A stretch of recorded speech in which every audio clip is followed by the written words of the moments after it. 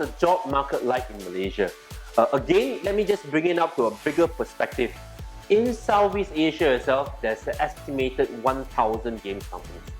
In Malaysia itself, there are over about 50 games companies.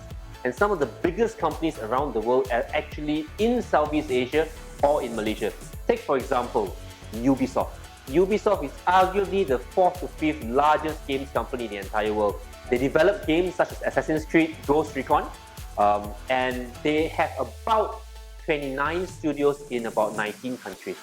They are a French-based company. They're based in Singapore. About 40% of their staff are actually from Southeast Asia. In fact, they are so heavily invested in Southeast Asia that they have opened another studio in the Philippines. What about Malaysia?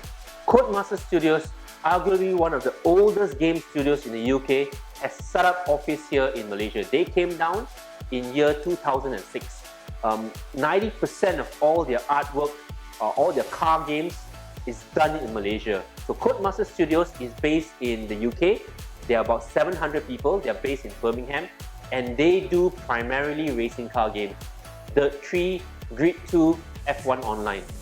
The other large studio here is basically Streamline Studios.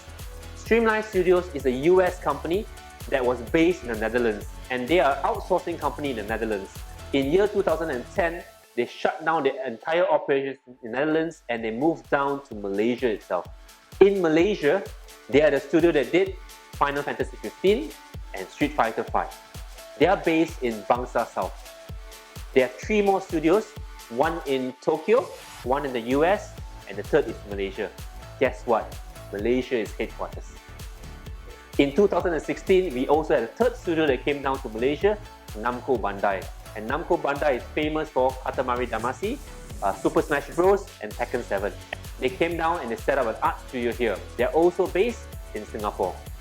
One of the oldest game studios in Malaysia is this studio called Lemon Sky.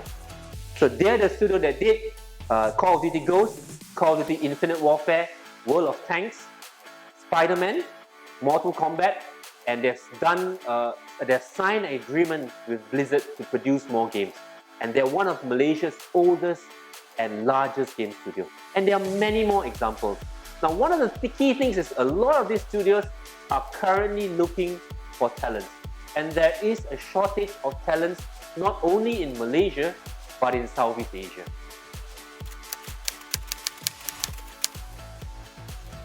Predominantly, the games industry has been the domain of males.